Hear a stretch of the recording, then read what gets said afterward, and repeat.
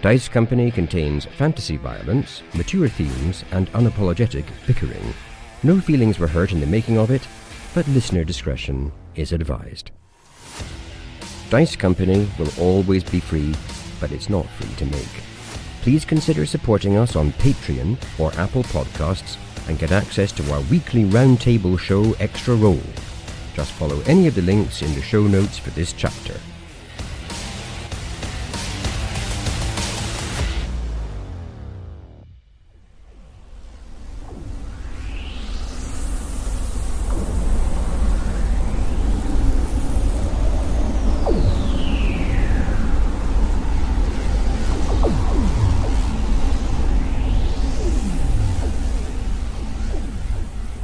Benny, you feel the rush of wind as your vision swims with pink light and you're pulled backwards through the portal.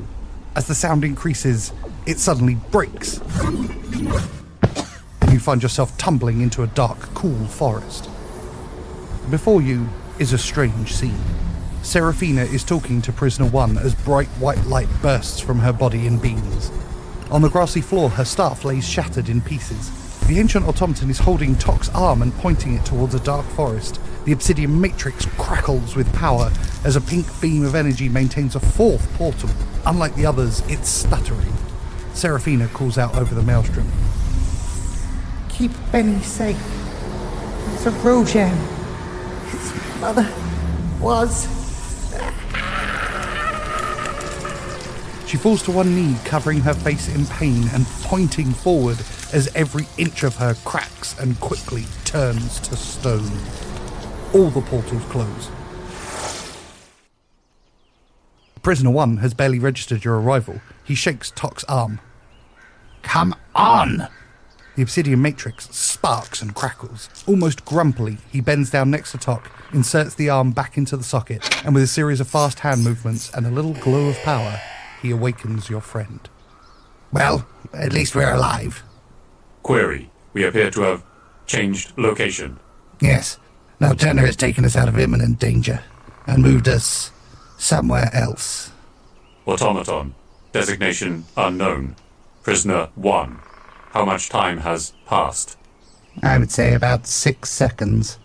Tock attempts to sit up. And he does sit up. Okay, he looks around him. Give me a perception check. An 8. There is nothing of note around you beyond the forest, but as you look skyward you see the inky black of night populated with twinkling stars. You do not, however, recognise any of the constellations. Okay, Tock will take some moments collecting himself and looking at the stars to try and puzzle out why they're different. Presumably they're twinkling normally for stars. They're just in different configurations than he's used to. Correct. Yeah, Tock will spend some time trying to, analyse them. You look exhausted. Hold still for a moment. And Prisoner 1 takes some tools from your belt and begins to mend you. He holds part of your metallic form with tongs and begins to bash the held parts with a hammer. With that done, he rummages in the bag and finds a glass bottle and begins to mix a potion, which he then pours onto the dreamerwood parts of your body. Tock will sit and trust that Automaton Prisoner 1 knows what he's doing. Small shoots with green leaves appear on the wood as you feel your exhaustion and damage disappear. He then turns to Benny. And you? How are you? How am I?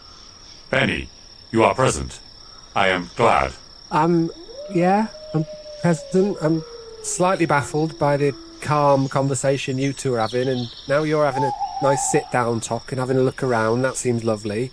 Have you noticed how there were portals in the sky, and now there aren't portals in the sky, and Seraphina's here, and she's turned to stone, and we're in the middle of a battle, and we're not there anymore, and we don't know what's happened to the others, and if they're still alive, or what's going on. And you two are just, unknown designation automaton. How are you doing? Oh, I'm very well, thank you, Tock. How are you doing? What's going on? That is unclear, Benny. There are gaps in my memory. Well, what have you got? What's the last thing? We were fighting the Shadow Vanguard. Vander was a shark. Yeah, he was, wasn't he? I sustained damage. Yeah. How long were you here before I arrived? What was going on? Did you talk to Seraphina? Negative. I regained consciousness with Prisoner 1, Automaton, designation unknown, standing over me, attempting repair. Well, what about you, designation unknown? What do you know? I know that Nocturna has created a number of gates that have taken us all out of the material plane. I know that she casts too many powerful spells at once, in a place where she shouldn't have cast any. I know because of this she has drawn the eye of Willow, and been punished for it. I also know you're exhausted, injured, and overly emotional. That emotion is clearly presenting itself in this outburst of moaning. If you drink this, And he hands you a potion. you'll feel better. Benny mutters, moaning. Anyone would moan in this situation. But he does drink whatever it is he's been passed to him. You may remove your 1 level of exhaustion and regain all of your hit points. And what's a willow? Who's Willow? I believe Willow to be the god of magic, Benny. Correct. I see. Is that permanent, is it? If we could find a suitably powerful weaver of magic, we should be able to undo the curse. It is beyond my capabilities. Right. Have you got a plan? Plan seems relatively obvious. We should try and ascertain exactly where we are. We should bring Nocturna with us, and we should try and find a way back home. Tock is going to check if he has his bag of holding on him. He does. Okay, then Tock will say, I have a solution for carrying Seraphina. And Tock will get up and advance on her with the bag in hand. A bag of holding. That takes me back. I haven't seen one of those in a long time. Indeed, it was Tick's design. And Tock will sort of slowly try and get a stone statue of Seraphina into the bag. As you do so, you hear the pitter-patter of feet as a hare, dressed in a waistcoat and trousers, approaches from the darkness. Welcome to Concordia, furless ones! I am Sebastian Longpaw of the Forest Guard, and I will know. Do your strange, furless, earless creatures mean the forest harm? Or are you friends? For if you mean us harm, I warn you, you shall face my wrath!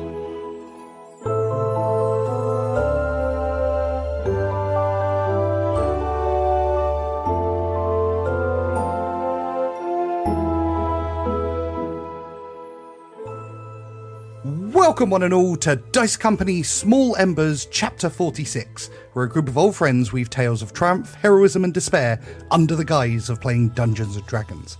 My name is Tom, and I'll be your DM through the continuing adventures of the separated Order of the Heron and its portal-hopping heroes. Portal-hopping heroes, please introduce yourselves and tell us one fun fact about your characters. Hello, I'm Dave, and I play Benny Quez.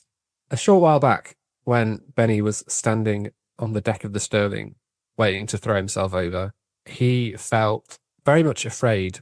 And that's not a new experience for Benny. He's often been afraid because of some sort of physical pain or violence which appears to be coming his way. But this time, there was a different sort of fear. And he's realized it was a fear because there are now things that he wants to do and places that he wants to go and people that he wants to look out for. And the fear was about missing out on those things rather than the potential of pain, which was on its way. That's quite lovely and quite moving. And that is the first time I've ever said that, I think, about a fun fact. And you just ad-libbed that, didn't you? No, I thought about 10 minutes ago. Oh, man, I'm going to feel really bad if I kill Benny now. Well, good. avoid that. I make no promises. Not that bad. Never that bad for that long. Hi, I'm Harry, and I play Tock, a 6'8" imposing automaton. Recently, Tock has had quite a lot of new experiences and met some new people. He's been unconscious or deactivated for, I think, only unconscious for the first time in his existence. And he's also met some new strange creatures. So talking giant rabbits are not a creature he's met before. Seem possibly friendly. Not entirely sure about that. And also an automaton of very unusual design that Tock is extremely curious about. It seems like it's probably ancient, maybe built by an ancestor of his, or even the Overos itself. Lovely. You know I love lore. Lore! That's beautiful. Beautiful. And finally, welcome to the show, Mr. Adam Beltaine from Force Majeure. Hello! My name is Adam, and I am playing Sebastian Longpaw, Far Runner of the Forest Guard. And Sebastian's fact is this: he joins the surprisingly large number of characters in Dice Company with an affinity for the bagpipes. This is because, as a young leveret, he heard the pipes playing from somewhere deep within the forest, and it terrified him. And like all things that terrify him, and in much defiance of what you'd expect for a prey animal like a hare, he charged towards it head first. He mastered his fear by mastering the pipes, and now he is the one who strikes fear in the hearts of young leverets by playing them at dawn to inspire them to face their own fears and learn that in doing so there is nothing to be afraid of except the inability to carry a tune. Unbelievably good. Oh That's my amazing. God. He must never meet Vanda. He must never, no. I was going to say, it was like he was describing Charlie in real life. That's astounding. And the bagpipes, yet again, make an appearance. We can't stay away from them. They're just beautiful in a harrowing way. Harrowing, for sure. Also, I'd like to point out that Force Majeure is an amazing name for a campaign. Thank you very much. It is. It might be the best name, actually, for any kind of actual play podcast. I'd like puns. We will get on well. Before we begin, remember to check out our Patreon, our Discord, our merchandise, and our socials. Details of all of them are in the show notes. A big welcome to Adam, who joins us, as we've said, from the Force Majeure podcast. Adam, why don't you tell the listeners about the show? Thank you. I will.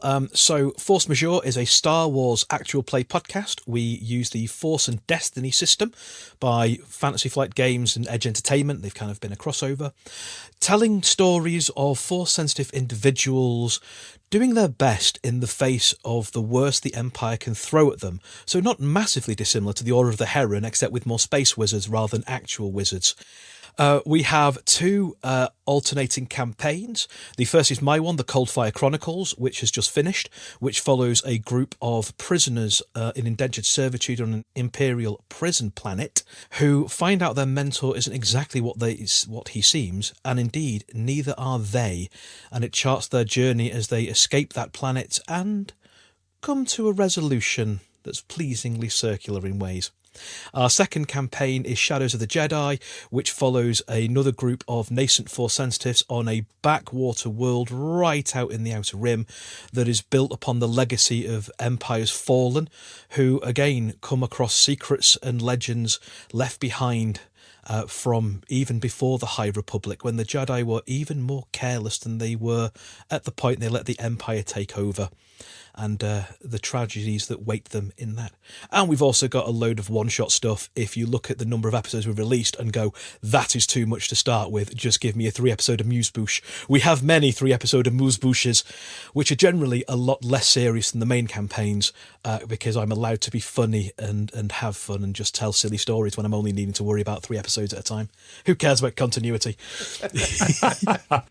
And remember, the more you find a home in 1,000 strange places, the more you feel like a stranger in your own home, and the more you can describe yourself as a citizen of the universe. So let's turn the page to the next chapter of Dice Company.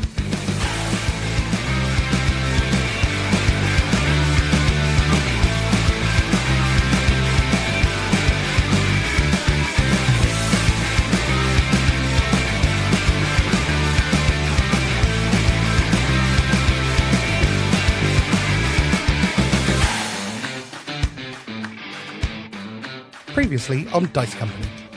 Despite the accidental release of the young black dragon, the Order of the Heron liberated a number of prisoners from the Fingers. But as they made their daring escape, they found themselves in a fight against 3 Shadow Vanguard and their superior, Paragon Ohm. The fight was brutal, and as it looked like they would be defeated, a series of portals opened up and transported Tock, Bennie, and the ancient automaton Prisoner 1 through them. Unsure of whether the rest of the Order were even alive, the 3 landed in a beautiful woods. There Bennie saw Seraphina, who had summoned the gates to move them to safety.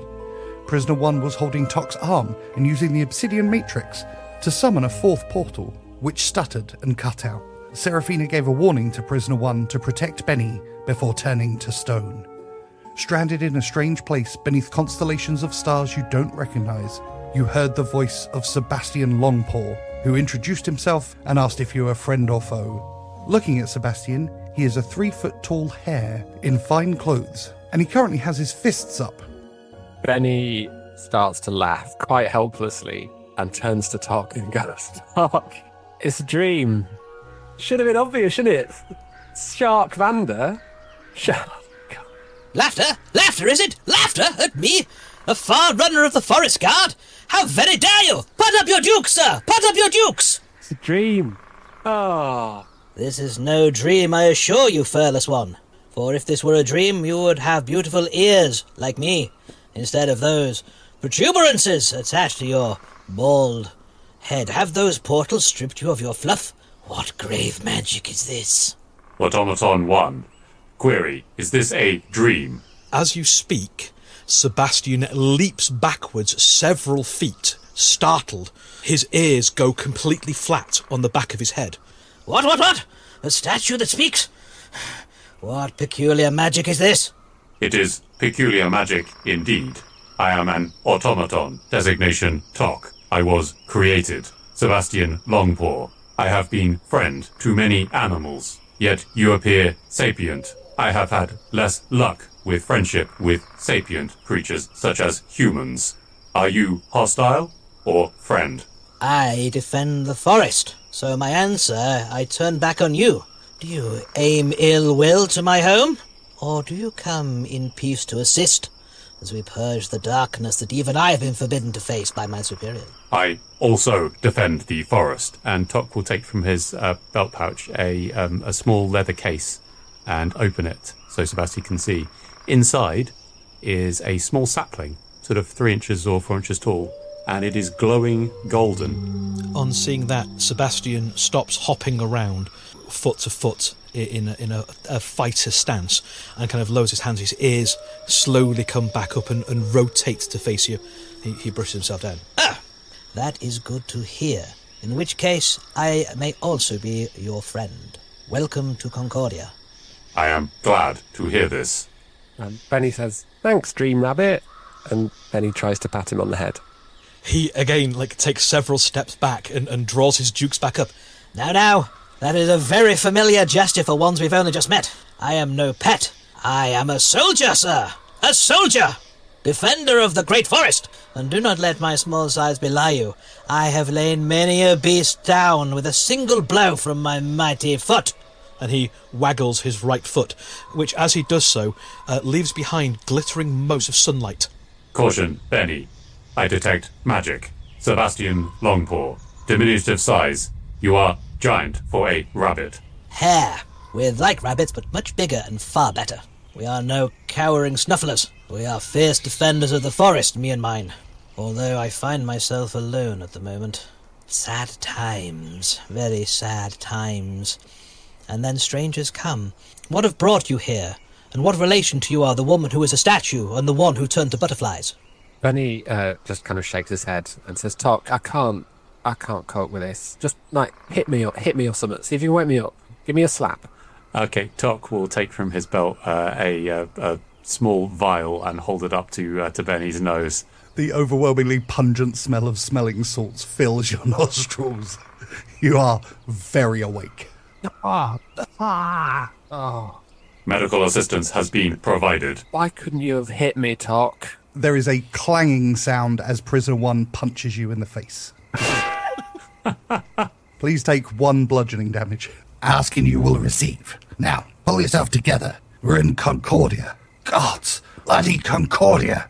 I don't know what Nocturna was thinking dragging us here. You, Hare, you said there was a problem in the forest. There is a grave problem with the forest. Explain it to me. What was your name, sorry? I got that one, and I got this one. I am Avaros. Oh, yeah, she mentioned before she turned to stone. I don't think I was supposed to hear that, but we're very good with hearing. Would that I could tell you! As he stops speaking, Tock, from standing, topples forwards and falls face first, smack into the ground. Sebastian leaps backwards several feet in a glorious, springing leap. Tock will be lying face first in the ground, pointing towards Automaton Prisoner 1. The one you know as Prisoner 1 kneels down and his hands begin to glow as he attempts to heal you, before realizing that you are not damaged. What are you doing? Automaton. Designation. Avaros. Yes? I was told this was the correct greeting for a god. Gods! I'm not a god. I'm a human trapped in an old piece of furniture, destined to exist like this forever. Get up, and don't ever do that again. Tock will pick himself up and will tell him, I was told by Tick, my creator, that the creator of all automatons was the Overross. He is a deity. A priestess of Cassandra told me so. Myth and legend. Utter nonsense. I am Averos, former human, and I did create the first automatons. This body, in fact, was my first foray into such creations. Just a bit of fun, really. Never thought I'd be stuck with it. But Tick was my first true creation. The first piece of machinery ever given sentience. He was magnificent. And a good friend. I believe there have been many Ticks and Tocks. I am unsure as to the number. Sounds like someone's been playing tricks on you. There has been precisely one Tick, and now, it seems, one Tock. Where is Tick? I should like to speak to him. I am afraid Tick has been damaged by the Empire, Bounders, and Shadow Vanguard. Damaged how? When we were attacked, he sacrificed himself. His memorandum crystal was forcefully removed. His cranium suffered damage. I recovered the memorandum crystal. I rebuilt the body. Then there was significant damage. The body was lost. I copied the memorandum crystal. I have sourced a new body. He was the automaton during the escape from the prison. Designation Fingers. So you're telling me his brain was damaged beyond repair, his body was destroyed, and you have attempted to copy his brain into a new body. What is the question you wish to ask me, Tock? There was no question, Averos. I was informing you. I see. Well, thank you for telling me. Averos places his hand on Tock's shoulder for a moment, before withdrawing it quickly. He turns to Sebastian. I'm sorry, Sebastian. Is there anything you can tell us about your problems with the forest? Alas, there is a darkness here in the forest. And the forest is the dark forest at the best of times, the primal wood. But there is something stirring, something sinister. Its scent sets off my hackles. It sends the leverets cowering, and it has taken the courage of the rest of the forest guard. My queen herself has forbidden us to explore. But I will not be turned away from danger just because it might end my life, if I can save my people. And so I struck out alone to discover what threatens my lands. Alas, I had only gotten this far when a great commotion disturbed me. The woman who is stone and the one who is now butterflies, and yourself and the portals and these two poor furless creatures. So it's a standard fairy tale adventure. Just so, my friend, just so. I fucking hate Concordia. The feeling, I suspect, may well be mutual, and he wrinkles his nose and his ears go flat again. Averos stares at Sebastian for a moment and then raises his fingers to where his nose should be, before realizing he doesn't have a nose. Query, Averos, you have been to Concordia before? Just the once. I came here with the rest of the council. It was the early days of the Rojan, and we were toying with planar travel. They were young and full to the brim with new power. It seemed like a good idea at the time. I presume Tick has mentioned the Echo Planes. Indeed. Well, in cosmological terms, Shadowfell sits directly beneath the Prime, with the chaotic pandemonia beneath that. The Feywild sits above it, and Concordia above that. The real question is, how do we get home? You were a Rojan. Not exactly. I never took the title. It always seemed so preposterous, and became ever more so over the years. Nothing more than a group of overpowered, overstimulated do-gooders, thinking they could maintain peace over an entire continent. You met Vander? Vander? Vander Finnick. It sounds like your worldview's rubbed off on him, that's all. I wondered if you'd interacted. The small broken human during the escape. He turned into a shark for unknown reasons. I do not recognize him, but only a damn fool drinks a potion of unknown origin during a fight. Ah, there was a potion. That would explain. Anyway, you seem certain you know what you're doing. Do you have a plan? Benny, I believe Averos was the first, the secret member of the Rojan Council. Tick has spoken of him. Oh, I see. And did he really not join, or did they just kick him out for being grumpy? Kick me out, please. I created automatons. They would be lost without me. So you say? I mean, I got captured 12 years ago. What happened shortly after? They lost the war and were wiped out. If you're that impressive, why do you look like a wardrobe? Your comment appears to have cut him quite deeply, and his head sags, and then he looks up to the sky. Fuck! I hate this body! So what exactly is going on here then? Why are you here? And so on and so forth. You want to go home. Where is home? Home is the material plane. It is another realm of existence. This surely is not the first you've heard of us, people coming through portals. I've heard stories in my storybooks. They're told to the Leverets. I never thought I'd see them put to truth like this. Let me remember. And the stories say, then, the travellers who come from these things, from far realms, always seek a boon. What is the boon you are here seeking? To go home, presumably, from the gist of your conversation. That would be correct. We wish to return to our plane. Well, you'll need to beg a boon of the Queen. That is how these things work in the stories. There is a queen? Of course there's a queen. Who do you think rules a forest? Do you not have them where you come from? Correct. Is it another thing that goes with no queens, no fur, no ears? How do you function? Forests operate on a principle of anarchy in our world. They are not a hereditary monarchy. The humans, and Tock refers to the hairless ape next to him, operate on a principle of many governments, including kings and queens, dictators and democracies. Anarchy. You've been talking to the squirrels? Yes, the creature in the bag is a squirrel. Weirdest bloody squirrel I've ever seen. Where's her tail? Where's her ears? Why is she huge and like that one? She had beetle wings. Squirrels don't have beetle wings.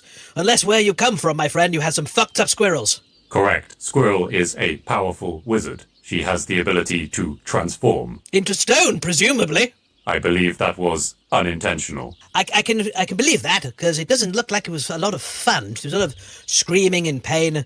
But then again, the other one turned into butterflies. That seems like a much better way to do it. What other one? Query. I was unaware of a creature that became butterflies. The other one of her. What? There was another one of her. There was the two of them. They appeared. They were making a terrible racket. I detected it from miles away. You know, the old ears, and his ears kind of pop up and pivot and then flop back down again. So I came over to see what was going on, see if it was something to do with the whole Darkwood nonsense. And they were screaming, and then there was portals, and one of them said, "Nocturne, don't do it," or something along those lines. There's too much power. Willow will be very cross. And Nocturne, who is that one, in the stone one, said, No, we have to do this. It'll be fine. There's a Rojan. And then, poof, butterflies, crackle, stone. This one pulled your arm off. Or put your arm back on. Something to do with your arm, anyway. I wasn't quite close enough at that point, you see. There's only so fast I can hop. And the grass round here, very high. I was mostly seeing it in, like, leaps. And up and down and up and down. Like snapshots. Query. The identity of the duplicate. They were identical?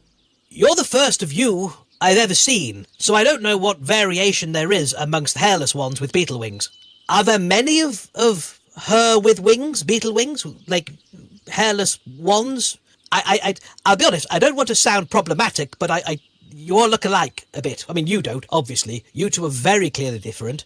And he points at Tock and Avros. And you two are quite clearly different, although enough that I can see some form of lineage there. Benny, was it? Where are your beetle wings? Do you not have them? No, Dream Rabbit, I don't have beetle wings. That seems a shame. They are somewhat unusual among humans. Well, I've only met one human that's talking, so my gauge for what is usual is narrow.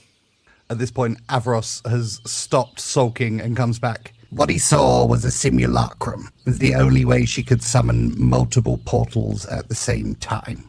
Ah, I have heard of this spell. It is powerful and rare. And she attempted to cheat the goddess of magic, and she paid the price. Query.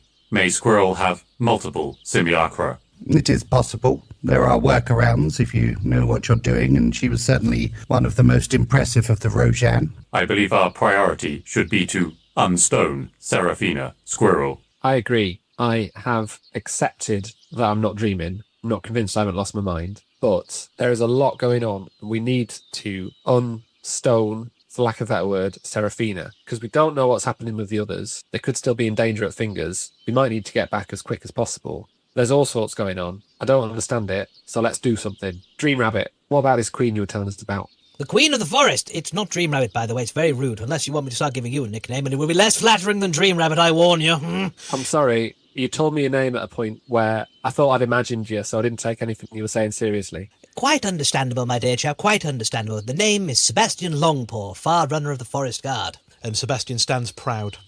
Got it. I will keep it in mind. Thank you. Yes, my queen. Very powerful she is. She rules the whole forest, and I'm certain that if anyone can assist you, it will be her.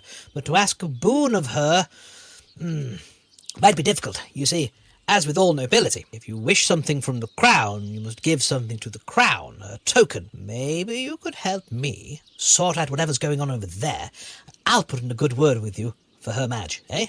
Yeah, same in our world. You would provide a token? Yeah, the rich don't just give you something, do they? Yeah, that's how it works. Gotcha. No, they do not.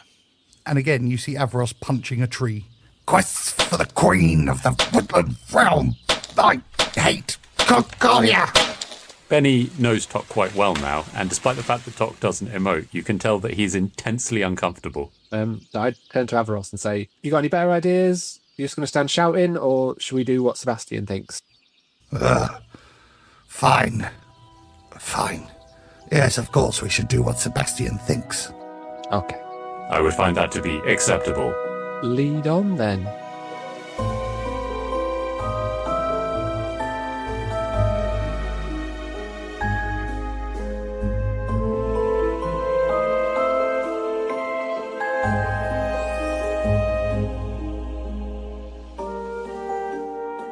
It's like being one of the storybooks, isn't it?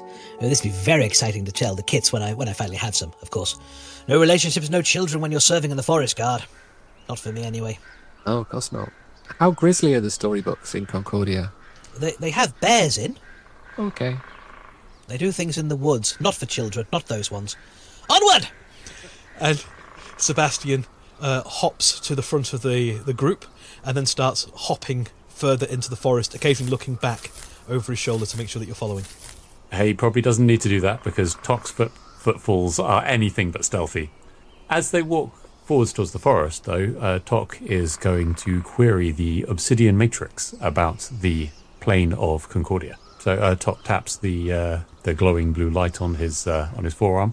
Obsidian matrix. What information do you have about the plane of Concordia and its inhabitants? The matrix on your arm fizzes, sparks for a moment, but does not respond. So Tock will just repeat himself a number of times, seemingly unsure what to do. Getting the same result every time. At some point, after trying like 4 or 5 times, he will turn to Averos and say, Automaton Averos, the obsidian matrix appears to have broken. Can you effect repair? It is beyond my capabilities, and it is my fault it is broken. Nocturno instructed me to summon a protector. I used the Matrix to create a gate and ask it who the greatest champion in the world was these days. Bartelschutz was the name it gave, so I attempted to summon him here, but something interfered, caused an energy surge, which damaged the Matrix. As he was relaying that, those of you looking ahead noticed that at the start of Averos saying the strongest fighter, the bravest warrior, Sebastian stood up proudly, and then when he said Bartelschutz, he slumped down and his face went flat. Benny turns to Averos and says, who told you Bartelschutz was the greatest fighter?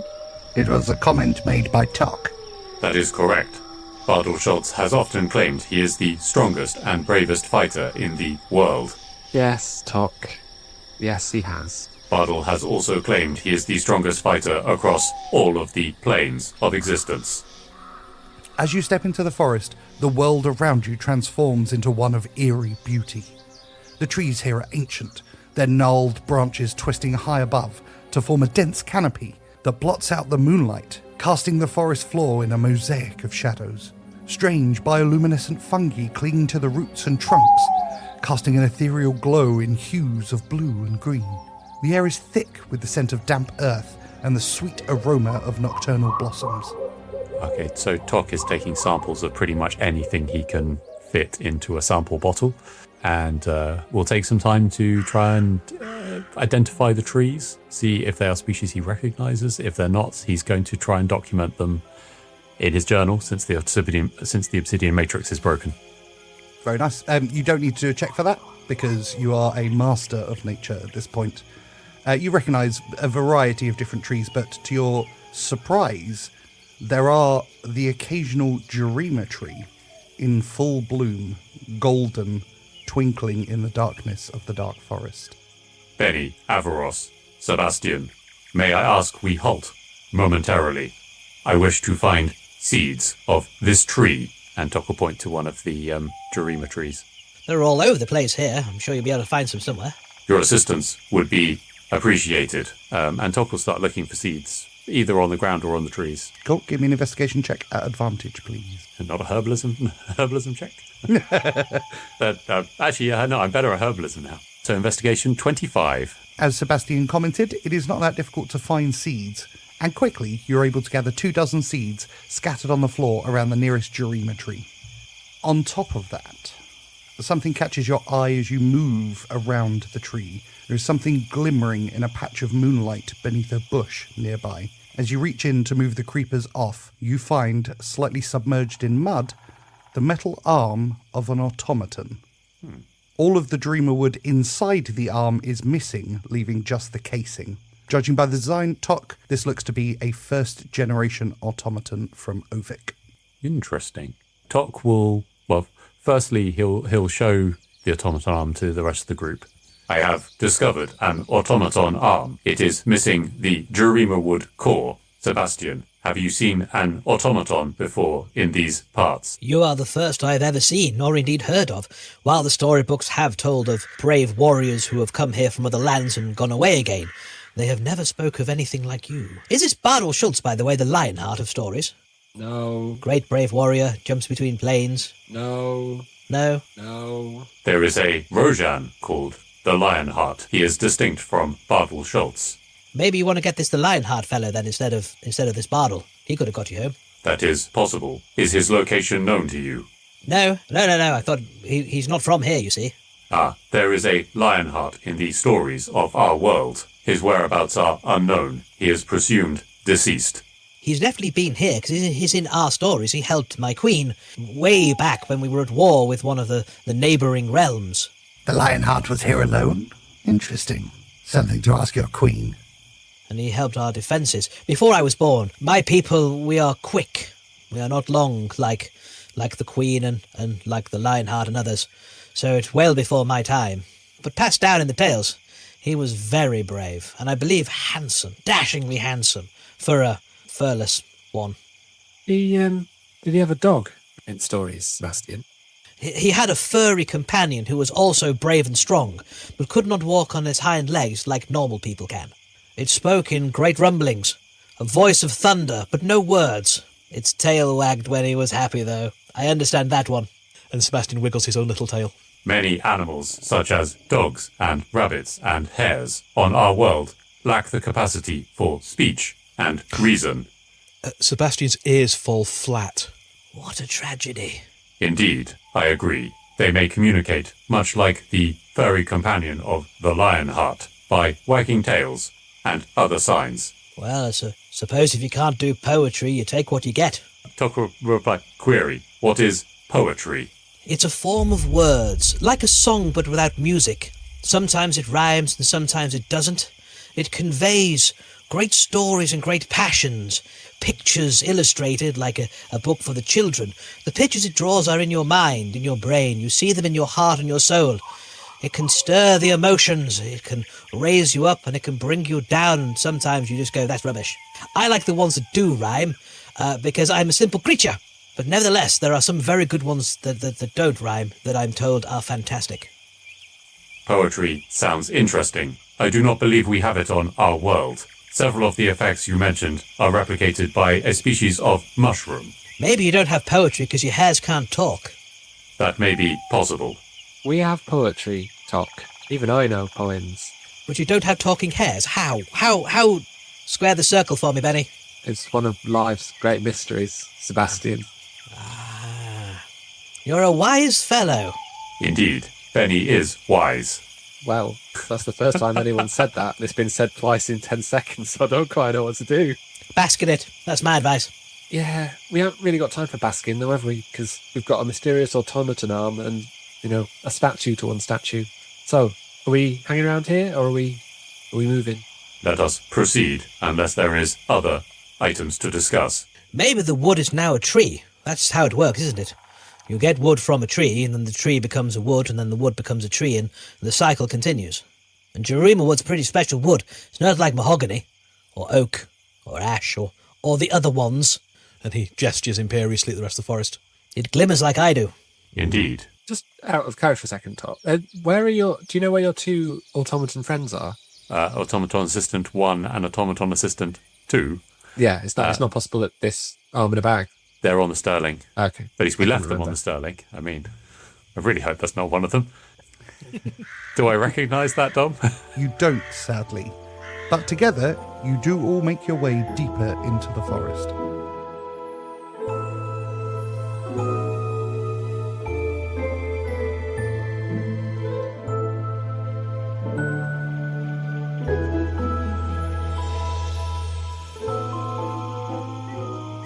We're getting deeper, friends. Be on your guard. I will scout ahead. And Sebastian hops. He moved pretty quickly. Like, for a small thing, like he moves like you would expect a startled hare to move. And he just zips off ahead, kind of dropping briefly to all fours. And then after a few paces where the grass starts getting higher, you again see him occasionally appearing over the grass with a great bound and then back down again. As he does, he leaves little sprinkles of sunlight behind him. Give me a perception check, please, Sebastian. I should use my hair powers for this. 21. As you scout ahead, Sebastian, a soft, almost musical rustling accompanies your every step. Occasionally, you catch glimpses of glowing eyes peering from the underbrush, only to vanish as quickly as they appeared. The dark forest has always been an odd place, but you don't recognise it like this. Nothing is familiar to what you know of the place. The path ahead is barely discernible, overgrown with twisting vines and encroaching foliage. I think as he starts getting deeper and starts noticing this, he slows his pace and waits for the rest of the group to catch up. Beware, my friends. This place has taken a turn for the strange. And then he looks at Benny as if daring him to say something. Strange even by standards of Concordia. Yes, there are eyes watching us. But they belong to no beast I recognise, and when I try to get a closer look or challenge them to stand in honourable combat, And he hops up on his toes with his fists up again. they disappear, melting away into the shadows, like the cats of legend. This wood is deeper and more peculiar than I recall from the stories. Be on your guard, my friends. Benny draws his bow, mutters under his breath, "Honourable combat. Worst idea I've ever heard." But prepares himself and walks a little bit more stealthily because he's not been being careful. Because he's with Tock, so it seems almost pointless. Tock will also ready and check his airlock and his sword, heft his shield. Sebastian takes point again, maybe 10 foot or so in front of the rest of the group, but has slowed his pace to match theirs. Although he's wearing a short sword that is cinched to his left hip, much like the clothes he's wearing, if you were back on Athlon, you would say that this is military cut, military style, but it just looks so weird being on a 3-foot hare. But it definitely has that kind of flavour. He has not drawn his sword at all. He is still walking with his little fists clenched, and you do notice as it gets darker and more glimmering that once again there is a very faint nimbus of sunlight around his fists. With Sebastian 10 feet ahead of you, you press deeper into the forest, and any remaining sense of normalcy fades, replaced by a growing feeling of being watched by unseen eyes. The forest is apparently alive with magic and mystery. Every step you take feels like a journey deeper into the ancient and the forgotten. I turn to Averos and say under my breath, "Do you know what's going on here, Averos? If it's weird to Sebastian, there's something odd happening." Yes, Benny, there is something strange here. This is not something I'm accustomed to. I feel uneasy. Is it the build-up of magic or something that's been left over? Something more than that. Listen carefully. Give me a perception check, please, Benny. Ooh, as a natural 20, 24 total. As you stop to listen as Averos instructed, you and Sebastian at the same time both hear in the distance, among the sound of crickets, a low-level hum. It's barely noticeable at first, but once you hear it, you can't unhear it. It is not a natural hum. Benny, it reminds you of the ambience of Slate Home, the sort of hum created by a piece of machinery. Do you hear that, Sebastian? His ears are right on point and angled straight in that direction, and he's kind of very pensive in his pose. Yes, that is not a sound of Concordia. Sounds like machinery or an engine or something. What is machinery? Well, it's a bit hard to explain. Something to be cautious of, I gather from your words. Well, yeah. If you've never heard it before, I'm going to say yeah. Might this be the source of the darkness, do you think? Could be. Question is, do we go towards it or away from it? Towards it. If it's the source of the darkness, we're not going to dispel it by wandering away in the opposite direction. No, but if we go in the opposite direction, it might not kill us. No, but you're right. Yeah, that's the way to find answers, isn't it? Don't tell me you fear death, my friend. Of course I do. Everyone does. Not at all. That is what they want you to believe. Who's they? I'm worried about asking. The predators. Those who feast on flesh. They think that because they must eat us to live, that our death is natural. Well, fee and faff, I say to them. If they want to eat me, they can come and have a go, and I'll send them home with their fangs in a bag. Right, good stuff. Good stuff. Averos snort laughs at that. Sebastian pats Benny, like on the hip, 'cause that's about how you can reach. You stick with me, my friend. I'll make sure no harm comes to you. Oh, I'll do my best anyway. thanks, Sebastian. If this machinery is as dangerous as your pensiveness suggests, then I make no promises. But I will do my best to defend you, my friend. Onward. The rabbit is growing on me, I must admit. So Tock looks across at Averos in confusion. Averos falls into step with Benny. So, Benny, who's your mum? Beg your pardon? Your mother, who is it? What's that got to do with you? Nocturna left me a warning to protect you and mentioned your mother in those words. It must be somewhat of importance for her to use her last breath on it. What did she say? She mentioned you should be protected, suggesting some importance. She mentioned you're a Rojan and the son of someone I presumably knew. The thing is, Averos, I don't actually know. And how does that work? Benny is an orphan, Averos. He has no mother. Yeah, thanks, Doc. Thanks. Oh, He was constructed in an orphanage. We'll have the birds and the bees chat at some point, Doc, but probably not right now. I was brought up in an orphanage. I'm sorry. I did not know that Seraphina knew who my mother was. Secrets are always part of their way, Yeah, it's what everybody bloody does, don't they? and Nocturna has always known more than she lets on. Most people have a sense of self-importance, and the council were always more prone to that than others. Seems like you don't suffer from that, though, do you? So that's good. A joke. That's funny. Thank you. I find myself completely overwhelmed, baffled. I cannot process what is going on, so I'm just going to go with it and probably be snarky about it, to be honest. I understand the urge better than most. Trauma is, well, it can be a terrible thing. Sometimes we must do whatever we can to get through the day. Averos opens the doors on the dresser that makes up his chest and withdraws a glass full of white liquid and offers it to you. Would you like some milk? What sort of milk? We came from a bugbear. It's quite delicious. I will have it, but thanks. I do miss milk. And he stares at the bottle longingly. I did not believe bugbears were mammalian. They are if you know where to pinch.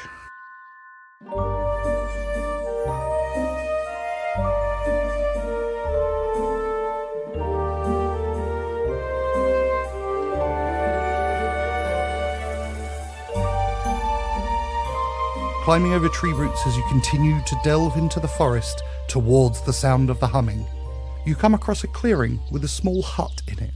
Made of stone with a thatched roof, there is a veranda, a small rocking chair and a number of hanging baskets. The wooden front door is painted green and smoke is rising from the chimney. It's causing a rather sweet smell in the air, which reminds you, Benny, of Batilda Snapshot's tea house and their sticky buns. This is not machinery, Benny. This is house. You have them? Thanks, Sebastian. This looks like something from a story, doesn't it? Well, we are in Concordia. How it works around here. So, your friend Averos says, To me, this is just life. Right, should we have a look around? Benny, do you wish for light or do you wish for stealth? Maybe we should kick off with stealth. Does it appear that this house is where the humming sound is emanating from? It does not. The humming sound appears to be coming from deeper in the forest. I turn to Sebastian and say, so, Sebastian, one of my skills as a human is not being noticed when I don't want to be noticed. I know this skill also. I don't possess it. I have chosen brave rather than cunning, but my kin know it well. Yes, I have chosen cunning rather than brave. Ah, suddenly everything makes sense. That is a noble path to walk. Forgive any scorn I may have suggested on you otherwise.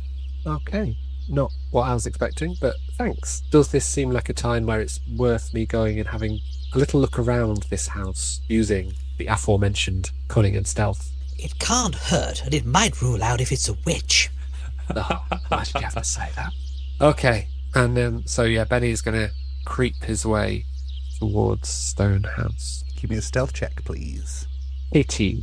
In the blink of an eye, Benny has disappeared, and the rest of you cannot see him or hear him. Benny, you move quietly towards the stone house. As you approach the window, sweet smell coming from inside gets stronger and stronger. You can see that there is a fire crackling inside, and the window is currently open. Can I see anything apart from the fire inside it? Give me a perception or investigation check, please. 20 for investigation. I got some new modifiers. Yeah, clearly. Silently, you creep up to the open window and very carefully, with your hands on the windowsill, peer inside. Inside is an incredibly comfortable home filled with lots of wooden furniture and furnishings. There is a large fire in the chimney with a cauldron over it, and stood on a stool, stirring the cauldron, is a frog. I creep my way back to my companions at the edge of the tree line, and on reaching Sebastian, I ask, how do we feel about frogs in Concordia? Never borrow money off them. Okay. That is a principle on our world as well. But in this context, yes, it's a new one on me, I have to say. It is not entirely familiar from the stories I've heard. It is very rare that a witch is a frog. Usually they make frogs from princes. The biology of that is confusing. It is worth investigation. I think it's magic. Do all manner of things with magic. I don't think the house is the machinery, though. That seems to be from yonder. So, unless we want to knock on and see if she's got any nettled tea, or they've got any nettled tea brewing, maybe we should continue. Wonder if they might have an idea what's going on. But what if they tell us to just go away? Then all we have learned is that the frogs are rude in these parts, and have lost nothing more than moments. Can't hurt to ask. I mean, it obviously can't hurt to ask. If you wish to stay on the path of cunning and observe, I am happy to knock on the door. That might be less alarming to a local frog. That is true. You are so very strange looking. How about you knock on the door and ask some questions, and I'll hide round the cornering, just in case. Wisdom! Frog needs an arrow somewhere. I shall do that very thing. And Sebastian lollops across to the front door, stands up on his hind feet, quickly brushes some of the forest dirt off his clothes and preens his ears very quickly, and then knocks on the door. Tock will climb into the bag so that Benny can carry him there stealthily. Meanwhile, Benny takes up position around the corner with his bow drawn. And Avros just leans against a tree, kind of rolling his head. So having knocked on the door, you hear it creak open, and stood before you is a small frog. Oh no, you're one of the Queen's guards, aren't you? I am! Sebastian Longpaw, Far Runner of the Forest Guard. Pleased to meet you.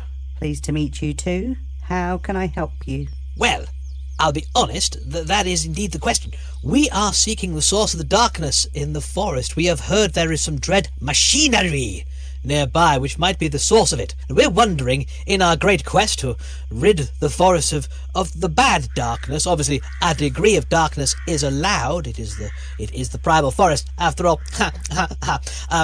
We're wondering whether or not you might be able to assist us, or do you know of anything peculiar going on here? Perhaps, maybe you could shed some light on some of the doings. Have you encountered the machinery? I don't recognise the term machinery. I don't know what that is, but I do know that there is a large creature, like a tree, that lives deep within the dark forest. It is new. I have lived here for many years, and I've never seen it before. It is quite terrifying. Huge, glowing eyes. And this is new, you say? Have you felt the darkness growing beyond what one might reasonably expect? The frog thinks for a moment. Yes, I think I would say that. And would you say that that deepening of the shadow roughly coincides with this tree being sighted? Once again, the frog obviously thinks. You know, I think you're right. Then I think we have our source. My thanks for your time. I shall take no more of it, and bid you a fine evening. And he grins and does a very elaborate bow, then turns and just gently hops back into the bushes. And as he hops back, the rest of you can see that the frog is stood in the doorway, just kind of thinking very deeply as he slowly closes the door behind him. It might be an evil tree. As Sebastian is addressing Benny, Tock will climb out of the bag. So you see Tock standing quite tall. Obviously his eyes glowing slightly from the armour. Sebastian, having not seen you get into the bag, leaps backwards once again a good 15 feet, lands with his dukes up, and then realises it's you and settles back down again. Benny says, "Don't worry about him. He does that." Okay, handy to know. It might be an evil tree. Then fire would be our ally. Well, yes, if it's dead wood. Very hard to burn living wood. That's the point, really. If it is too wet, it might get a bit smoky. So we might need to make it into dead wood, dry it out for a few days in the sun, and then burn it. But anyway, might be an evil tree. Something along those lines, very big and oaky, glowing eyes and shadow, roughly appeared about the time that things started going a little bit parsnip, as we say. I wonder if the tree is to do with the machinery.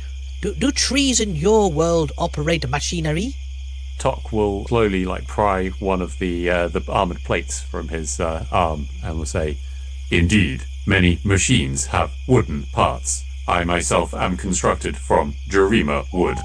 But you don't hum like an angry bee. I have not attempted humming. I will investigate. No, it's different. You are not the machinery we're looking for, which is good, I have to say. I quite like you.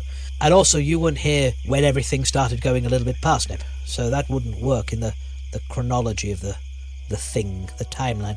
Indeed. Curiouser and curiouser.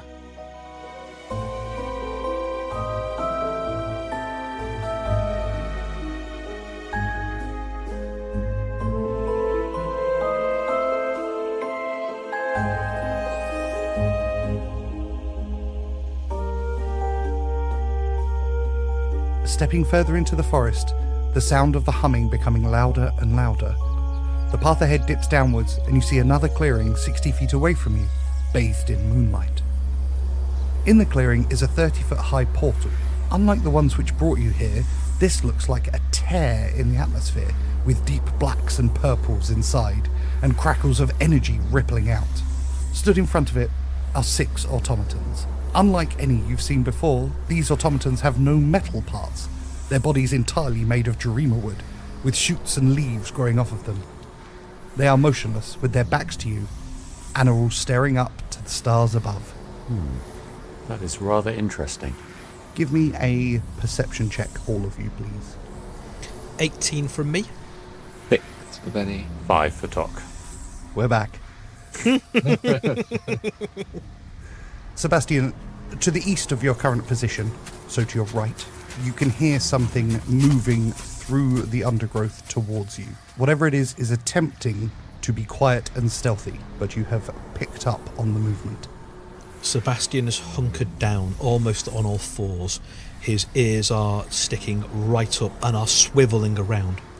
He raises his left hand and kind of pats Benny, because that's who he's next to at the moment, and points in the direction that the sound is coming from, and whispers to Benny, Time for the path of cunning, my friend. Benny picks up on what Sebastian is saying pretty swiftly and attempts to duck behind a tree out of sight. Are we out of sight of the automatons currently, or are we? Yeah, so the automatons have their back to you, and they're looking up, Tock will draw his sword, and the lots of light bit near the just in front of the hilt and the ricasso will shine even brighter than usual, casting light for 30 feet. As you draw your sword and light illuminates the entire area, through the dense undergrowth you see a human moving towards you. She is dressed in incredibly fine yet tatty red waistcoat and trousers, long black hair shaved on one side, and brilliant amber-coloured eyes. She stops as the light floods her. She's holding a rapier in her hand. Having seen you, she says, "Good evening. My name is Aurora Zeno, first daughter of Denothlia. Now, if you'll excuse my tone, where in the hells am I?" And we will end it there.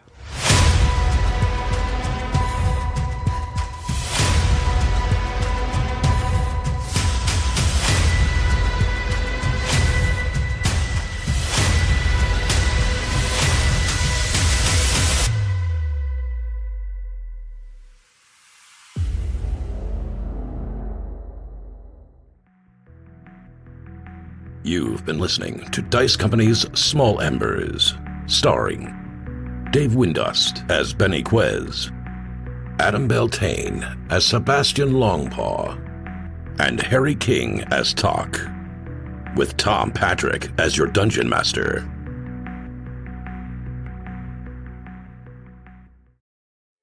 The humans of Dice Company would like to thank the following sweethearts for their support. Marshall 001, Marky B, Darcy Thompson, Jenny the War Camel, Stephen Sakura, Nori Gosler, Mickey Arnold, Happy Daddy Scotty, Tika, SJ Phionics, Richard Ungamus, Rabbi Camel, Team Vander, Paris Hakar, Path Pursuit, Julia Zeno, Shovels, Mama Strange, Queenie, Liz Beckett, Axel Runholm, and Chris from North London.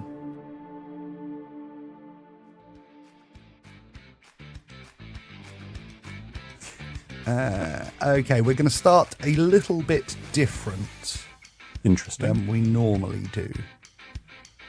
Because we have to do our character sheets again. Yeah. No. Oh, yeah. Sorry, once again, we dance after I say that. It's tradition. Because that's where the music kicks in. Lovely, excellent moves. It's quite a lot to suddenly. I love that. I guess Tock's not the kind of guy to be like, holy shit. Yeah, exactly. I love that you not just broke Tock, but you also broke Harry. Yeah. Tock was stunned. Yes, Tock was Yeah. stunned. Alvaros has said he wasn't a god. Indeed. In fact, he's a grumpy old wizard with a milk fetish. So that stuff we know out of character. He was a man of living and eating and goblin pornography. Like he All the finest things in life. exactly can't enjoy any of that now. Yeah, this is JB is an eccentric character. he was barely role playing. Well, I suppose if you can't do poetry, you take what you get. Sebastian is my favourite character ever. Like, he's just fucking wonderful. I did not believe bugbears were mammalian. They are if you know where to pinch. That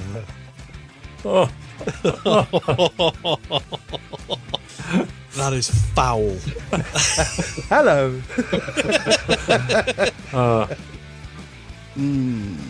Sebastian, you can see in the dark, can't you? No, I don't think I can, rather Can you oddly. not? No, I don't think so. I'm genuinely surprised. Okay. Kind of magical rabbit eye. Rubbish one, clearly. Is a rabbit. Is a... Not rabbit. Is a frog. I wanted to say ribbit. I wanted to say ribbit. That's a slur in this world. Never meet your gods. Never meet them. Always a disappointment. Lore. Thanks for listening. please consider supporting Dice Company on Patreon, where for the price of a cup of coffee you get access to a whole other show, Extra Roll, as well as an ad-free listening experience. The Dice Company Discord server, along with our socials, can be found on our link tree in the show notes. If you enjoyed this chapter, please like and subscribe, and don't forget to recommend us to your friends. If you didn't like it, recommend us to your enemies. And we'll see you next time on Dice Company.